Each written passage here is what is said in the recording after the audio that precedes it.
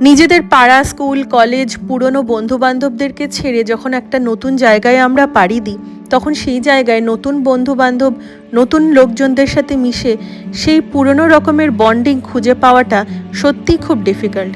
কিন্তু তাও মাঝে মাঝে নতুন জায়গায় নতুন মানুষদের সাথে অনেকটা ভালো সম্পর্ক একটা তৈরি হয়ে যায়। আমিও সেরকম এখানে এসে বেশ কিছু নতুন বন্ধু-বান্ধব খুঁজে পেয়েছি।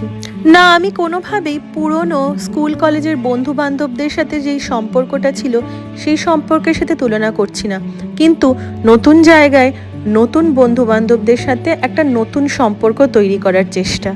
রোজকার সংসার, ঘরের কাজ, রান্নাবান্না, ছেলেকে পড়াশুনো, খাওয়ানো, স্কুলে তৈরি করা, এই সবগুলো বাদ দিলে যতটুকু সময় নিজের জন্য থাকে সেই সময়টুকুতে নিজেকে খুব সুন্দর করে ভালোবেসে নিজেকে একটা নতুন রকমভাবে দেখাটা সত্যিই খুব দরকার।